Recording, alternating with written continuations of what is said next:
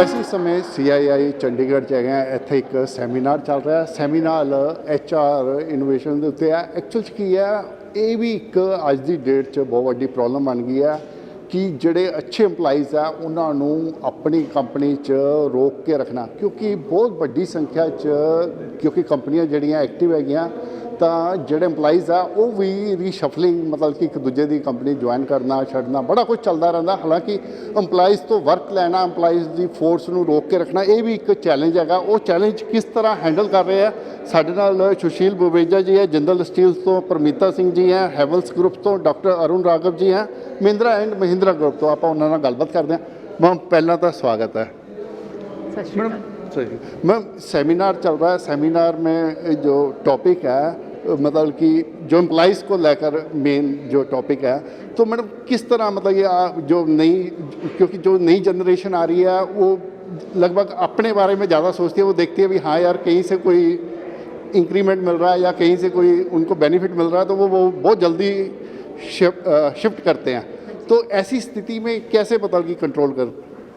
देखिए जी, कंट्रोल तो वो करना मुश्किल होता है, लेकिन फोकस हमारा ये हमेशा होना चाहिए कि हम अपनी ऑर्गेनाइजेशन में एक ऐसा माहौल क्रिएट करें, एक ऐसी अपॉर्चुनिटी उपलब्धि प्रोवाइड करें जिसमें लोग कंपनी के साथ ग्रो हों। उन्हें एक अपनापन फील होना चाहिए, उन्हें ऐसा लगना चाहिए, एक एंटरप्रेन्योरियल स्पिरिट उनके अंदर हमें जगानी है कि वो कंपनी के बिज़नेस को और अपने करियर में एक अलाइनमेंट समझ सके।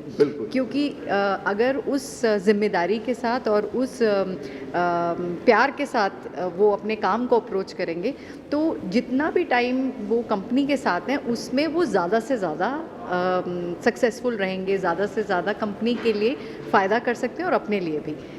बाकी जाना और आना को कंट्रोल करने का कोई रेसिपी होती नहीं है। सिर्फ ये है कि जितना आप अच्छा एनवायरनमेंट क्रिएट करेंगे उतना ज़्यादा वो आपके साथ रहने के लिए खुद से तत्पर होंगे, यही कह सकते हैं। मैडम वो पहले वो जो चाबुक वाला काम था वो तो अब मेरे ख्याल बिल्कुल ख़त्म हो गया।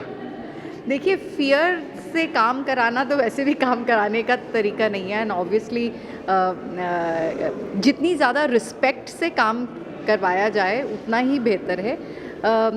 वैसे भी पर्सनली मेरा मानना ये है that everybody wants to deliver their best. हम as human beings work is recognition for us, क्योंकि काम से ही हमें तरक्की मिलती है, काम से ही हमें एक अपनी भी वर्थ पता चलती है। तो उस फीलिंग को बढ़ाना ज़्यादा ज़रूरी है। आई डोंट थिंक कि पीपल काम करने ये सोच के आते हैं कि आज मैं काम नहीं करूँगा। Everybody wants to give their best. So fear tactics तो नहीं चलेगा, लेकिन ये है कि आप उनकी एंटरप्रेन्योरशिप को किंडल कर सकते हैं, आप उनके अंदर उस भाव को जगा सकते हैं जिससे वो और बेहतर करना चाहें और कंपनी के साथ रहना चाहें। सर AI का भी इसमें कहीं ना कहीं इन्वॉल्वमेंट आ रही है? हाँ, AI तो खैर अभी जो लाई जा रही है वो एक एम्प्लॉई एक्सपीरियंस को ड्राइव करने के लिए ही लाई जा रही है। लोगों में ये फीलिंग आती है कई बार कि डिजिटल आ रहा है, AI आ रहा है, इससे एम्प्लॉयज़ जो है इनसिक्योर हो जाएंगे, उनकी इज़्ज़त कम हो जाएगी। ऐसा कुछ नहीं है। जो भी AI टूल आज की तारीख में जो कंपनीज़ लेकर के आ रही हैं उससे एम्प्लॉई का जो अनुभव है अपने कार्य को लेकर के वो एक अलग ही लेवल का हो जाता है। बल्कि हमने देखा है कि AI से लोग शुरू में थोड़े से भयभीत लगते हैं, बट बाद में जब वो एक्सपीरियंस करना शुरू करते हैं तो लगता है कि अरे ये तो मेरा काम और आसान कर रहा है AI। और उनका अपना जो एफिशिएंसी है, जो प्रोडक्टिविटी है उनकी बहुत इम्प्रूव हो जाती है। और AI के माध्यम से हमने ये देखा है कि जो संबंध है एम्प्लॉयर और एम्प्लॉई के बीच में और करीब होते जा रहे हैं करके, और काफ़ी ओपननेस आ गई है, काफ़ी ट्रांसपेरेंसी आ गई है। और जो पॉलिसीज़ और जो चीज़ें पहले हुआ करती थी जो एम्प्लॉय को पता भी नहीं चलती थी, अब सब चीज़ डिजिटली चली जाती है। मोबाइल पे तुरंत पता चल जाता है कि क्या चेंजेस हो रहे हैं, क्या परिवर्तन हो रहे हैं। तो वो जो आत्मीयता है दोनों पक्षों के बीच में, एम्प्लॉय एम्प्लॉयर के बीच में, वो बहुत अच्छी हो गई है AI के आने के बाद में। उससे फ़ायदा ही हुआ है। आप एक ये विश्वास जो है बड़ा है, बिल्कुल ट्रस्ट बड़ा है। देखिए, जब चीज़ें खुले में आ जाती है, ओपन होता है, तो उससे ट्रस्ट बढ़ता है। एक्चुअली प्रॉब्लम पहले यही होती थी कि आपस में ज़्यादा कम्युनिकेशन नहीं होता था और लोगों को कोई भी चीज़ पूछने के लिए जाना पड़ता था HR के पास में। अब ऐसा कुछ ज़रूरत ही नहीं है। अब अपने जगह जहाँ आप काम कर रहे हैं वहीं रह कर के आप सिस्टम पे ही सारी पॉलिसीज़ पढ़ सकते हैं, देख सकते हैं। पॉलिसी चैटबॉट आजकल आ गई हैं, जिसमें कि आप उस चैटबॉट पे चले जाएं और कुछ भी आपको कुछ क्लैरिफिकेशन लेनी है, पूछना है, तो वो आपका तुरंत जवाब दे देती है। तो एम्प्लॉई तो बल्कि और ज़्यादा मोटिवेटेड फील करने लगा है। उनको लगता है कि ये तो और आना चाहिए, जिससे कि हमारी वर्क लाइफ और इम्प्रूव हो जाए।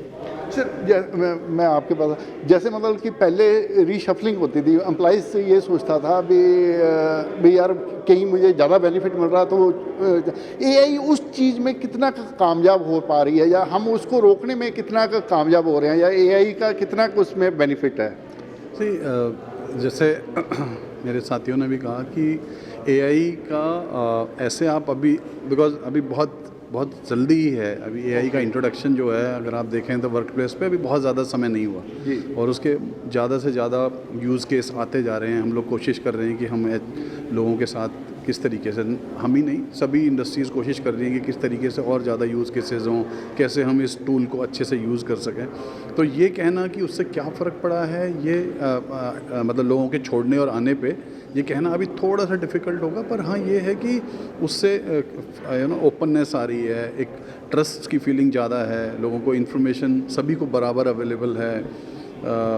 जो एम्प्लॉई एक्सपीरियंस है उसको हम बेहतर करते जा रहे हैं डे बाय डे, हर तरीके से। सब एक संस्था जो भी एआई को इंट्रोड्यूस कर रही हैं, तो उस तरीके के काम पे अभी एंगेजमेंट अच्छा है। आप क्विकली कोई आपको सर्वे करना है, कुछ करना है, वो सब चीज़ें फास्ट हो रही हैं, रियल टाइम डेटा अवेलेबल है लोगों के लिए, उस तरीके की चीज़ें हैं। एंड हेंस उसका हम एक डेरिवेटिव ये ले सकते हैं कि हाँ, लोगों के जो संस्था के साथ जुड़ने का जो एक ज़्यादा समय रुकने के जो चांसेस हैं वो ज़्यादा हो सकते हैं अगर उनका अच्छा अनुभव होगा तो। सर कोई टेंशन कम हुई है मतलब कि एम्प्लॉइज़, क्योंकि हमेशा दबाव में रहता था एम्प्लॉइज़, क्या हम ये मान सकते हैं एआई आने के बाद कुछ दबाव उस पर कम हुआ है, वो मेंटली थोड़ा सा रिलैक्स फील करता है अपने आप? ये सवाल बड़ा मतलब इसका आंसर हाँ में भी है और ना में भी है, बिकॉज डिपेंड करता है कि किस तरीके से आपका की संस्था जो है या कोई भी संस्था उस एआई को डिप्लॉय कैसे कर रही है। जी। तो जब जो डिप्लॉयमेंट है, ईज़ ऑफ काम करने का जो है, ईज़ तो आएगी ज़रूर, बिकॉज वो एक ऐसा टूल है जो आपको इन्फॉर्मेशन क्विकली, छोटी छोटी चीज़ें, आपको पावर पॉइंट बनाना है, आपको ईमेल ड्राफ्ट करनी है, मैं आपसे बहुत बेसिक बात कर रहा हूँ, ये बहुत आराम से हो जाता है, उसके लिए एफर्ट करने की ज़रूरत नहीं है। आप कैसे प्रॉम्प्ट देते हो, वो तुरंत आपको इन्फॉर्मेशन या आपको हेल्प कर देगा। बट ये अभी बहुत अर्ली स्टेज है ये, इस पे कमेंट करने के लिए कि टेंशन कम होगी कि नहीं। बट क्योंकि कोई भी चीज़, कोई भी टूल जब हमारे पास आता है और जो हमें हेल्प करता है, तो नेचुरली आपका स्ट्रेस कम होता है, आप चीज़ों को जल्दी कर लेते हो, डेफिनेटली उसका एक असर तो होता ही है। मैडम मैं फिर आपके पास क्या एआई अब मतलब कि लगभग सारी कंपनियां मेरे ख्याल उसको अडॉप्ट कर रही हैं, मेरे ख्याल अपने यूज़ में लेके आ रही हैं? देखिए, कंपनीज़ तो चाहेंगी कि वो इसे अपने यूज़ में लाएं, लेकिन इसमें एक तरह की इन्वेस्टमेंट भी लगती है, क्योंकि जो फ्रीवेयर है, जो फ्रीली अवेलेबल एआई का फॉर्म है, जैसे चैट जीपीटी का ओपन वर्जन वगैरह जो हुआ, वो एम्प्लॉयज़ अपने लेवल पे थोड़ा बहुत तो यूज़ कर सकते हैं। जैसे मेरे साथी भी बता रहे थे कि अपनी इफ़ेक्टिवनेस बढ़ा सकते हैं, लेकिन कंपनी लेवल पे उसे यूज़ करने के लिए उसके एंटरप्राइज लाइसेंस लगते हैं, उसकी एक कॉस्ट लगती है, और कंपनी के पार्ट पे जिम्मेदारी बहुत बढ़ जाती है, बिकॉज आपके पास क्लाइंट्स का डेटा रहता है, तो किस तरीके से वो डेटा यूज़ किया जाए, कितना डेटा यूज़ किया जा सकता है ऐसे ओपन सोर्सेज के साथ, तो वो एक जर्नी है, उसकी एक अंडरस्टैंडिंग है। इनफैक्ट एज़ HR लीडर्स हम में आपस में एक ये हमेशा कॉन्वर्सेशन रहता है कि हम अपने एम्प्लॉयज़ को ये कैसे सिखाएं, ये ट्रेन कैसे करें, इन्फॉर्म कैसे करें कि what are the ethical uses of AI, कहाँ AI आप यूज़ बेझिझक कर सकते हैं अपनी इफ़ेक्टिवनेस, पर्सनल इफ़ेक्टिवनेस बढ़ाने के लिए, और कहाँ आपको उस ट्रैप में नहीं पड़ना है, इवन पर्सनल लेवल पे। बिकॉज AI ने जो किया, जैसे मेरे साथी कह रहे थे, डेमोक्रेटाइजेशन ऑफ डेटा, आप डेटा जो आपके पास अवेलेबल है आप बड़े आसानी से शेयर कर देते हैं AI टूल के साथ, क्योंकि आप ये मानते हैं कि इससे मुझे कुछ अच्छी चीज़ मिलेगी। लेकिन कई बारी आप ज़रूरत से ज़्यादा इन्फॉर्मेशन भी शेयर कर देते हैं, तो वो नहीं करना है, इवन अपने पर्सनल स्पेस में नहीं करना है। तो इस चीज़ की जिम्मेदारी ऑर्गेनाइजेशंस पे ज़्यादा है। आपका मानना सही है कि काफ़ी कंपनीज़ हैं जो AI यूज़ कर रही हैं, लेकिन उसके सही मायने में कितना बड़ा इम्पैक्ट है and how much it will benefit the business outcomes is yet to be fully understood. Sir एक ना जिस टाइम कंप्यूटराइज सिस्टम शुरू हुआ था तो एक डर था एम्प्लॉइज़ के मन में, बड़ी स्ट्राइक्स हुई थी, आपको भी याद होगा भी हाँ यार कंप्यूटर आ गया था बहुत बंदे फ्री हो जाएंगे। उतना ही हुन जिस टाइम AI आया तो लोगों के मन में एक डर है भी सारा काम AI से होने लग जाएगा, जो मानव की शायद ज़रूरत या एम्प्लॉइज़ की शायद ज़रूरत ना पड़े। आपका क्या मानना है? ये एक्चुअली ये जो धारणा है ये काफ़ी गलत बनी हुई है। देखिए AI अपनी जगह पर है, AI काम को और सिंप्लीफाई करने के लिए लाया जा रहा है, ना कि AI को इसलिए लाया जा रहा है ताकि वो आदमी का काम कर सके, वो कभी भी नहीं हो पाएगा। ये जो आपकी जो लाइफ है वो और सिंपल हो जाएगी, AI आपको और हेल्प करेगा उन चीज़ों को लेकर के। बल्कि एम्प्लॉय जैसे मैं बता रहा था कि और एफिशिएंट हो गया और प्रोडक्टिव हो गया है, उसका अपना अप्रिसिएशन बढ़ गया है ऑर्गेनाइजेशन के अंदर में। तो ऐसा कोई डर वाली बात है नहीं। वो शुरू में भी पहले से थोड़ा सा ये बना हुआ था, बट जैसे जैसे अवेयरनेस हुई है वैसे वैसे बल्कि लोगों के कनेक्ट्स वगैरह बढ़े हैं। बल्कि मैं आपको बताऊं, पहले एक्चुअली क्या है, एम्प्लॉयज़ का जो आना जाना है, उनका जो मोटिवेशन है वो बनाए रखने के लिए हमें उनके साथ रेगुलर संपर्क बना के रखने की बहुत सख्त ज़रूरत होती है। पहले बहुत दिक्कत हुआ करती थी एट ह्यूमन लेवल पे। अगर आपके यहाँ 1000 एम्प्लॉय 10,000 एम्प्लॉय काम कर रहे हैं तो अब उनको कैसे रीच आउट करें, कैसे समझें उनको जा कर के। अब टेक्नोलॉजी आ गई है, अब AI आ गई है, अब AI के थ्रू जो है आप सर्वेस करते हैं, फट से सर्वे जाते हैं और AI ही उस सर्वे को स्टडी करके रिपोर्ट आपको जनरेट करके दे देता है कि आपके लोगों को क्या चीज़ें पसंद हैं, क्या चीज़ें पसंद हैं और क्या चीज़ें ऐसी हैं जो और उसमें सुधार लाया जा सकता है। और उसको देख के आजकल एम्प्लॉयर भी एकदम तुरंत प्रोएक्टिवली एक्ट भी कर लेते हैं, तुरंत से उस पर कार्य भी करते हैं और एक्शन भी ले लेते हैं। तो उससे काफ़ी मतलब मेरे विचार में तो बल्कि जो नज़दीकियाँ हैं और ज़्यादा बढ़ गई हैं और इसको बहुत रिस्पॉन्सिबली भी यूज़ किया जा रहा है।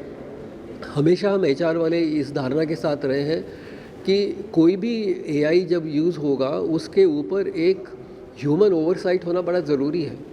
ऐसा नहीं है कि आपने जो उसने बताया उसके बाद आपने कम्प्लीटली ब्लाइंडली उसी को फॉलो किया। आपको अपना एज HR भी उसको देखना चाहिए, प्रॉपरली एनालाइज करना चाहिए। अब जैसे परफॉर्मेंस मैनेजमेंट हम अप्रेजल वगैरह करते हैं, अब अप्रेजल सारा सिस्टम से हो जाता है, बट वार्तालाप तो फिर भी करनी है, आपस में बैठ कर के कॉन्वर्सेशन तो करना ही है। तो वहीं पे वो ट्रस्ट जो है काफ़ी बनता है जा कर के। तो AI से चीज़ें और सिंपल हुई हैं, नज़दीकियाँ बढ़ी हैं, यही मैं कह सकता हूँ अभी तो। सर मेरा लास्ट क्वेश्चन है बिल्कुल, क्या सर कुछ कर्मचारियों की संख्या मतलब कह सकते हैं कुछ कम हुई है?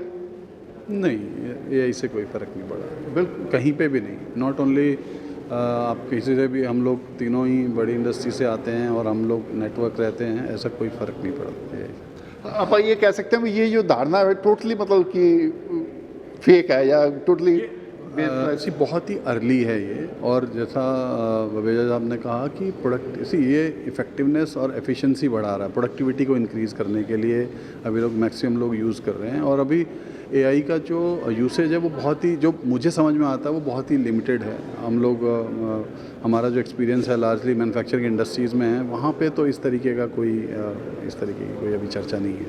चलो थैंक यू। तो भाई ਤੁਸੀਂ ਦੇਖੋ AI ਦਾ ਯੂਜ਼ੇਜ ਜ਼ਰੂਰ ਸ਼ੁਰੂ ਹੋ ਗਿਆ, ਪਰ ਉਸ ਦੇ ਨਾਲ EMPLOYEES ਦੀ ਜਿਹੜੀ ਐਫੀਸ਼ੀਐਂਸੀ ਆ ਉਹ ਵਧੀ ਆ, ਨਾ ਕਿ EMPLOYEES ਦੀ ਜਿਹੜੀ ਸੰਖਿਆ ਉਹਨੂੰ ਘਟਾਇਆ ਗਿਆ। ਇਹ ਇੱਕ ਬਹੁਤ ਵੱਡੀ ਗੱਲ ਆ। ਹਾਲਾਂਕਿ ਲੋਕਾਂ 'ਚ ਇਸ ਗੱਲ ਦੀ ਬੜੀ ਚਰਚਾ ਹੈਗੀ ਆ ਵੀ AI ਆਉਣ ਤੋਂ ਬਾਅਦ ਜਿਹੜੇ EMPLOYEES ਦੀ ਸੰਖਿਆ ਉਹ ਲਗਾਤਾਰ ਘਟੇਗੀ, ਪਰ ਇਹ ਜੀ ਕੋਈ ਗੱਲ ਨਹੀਂ ਹੈਗੀ। ਮੈਂ ਦਿਨੇਸ਼ ਗੋਇਲ, ਕੈਮਰਾਮੈਨ ਸੁਮਿਤ ਦੇ ਨਾਲ, ਥੈਂਕਸ ਫॉर ਟੀਵੀ ਲਈ, ਚੰਡੀਗੜ੍ਹ ਤੋਂ।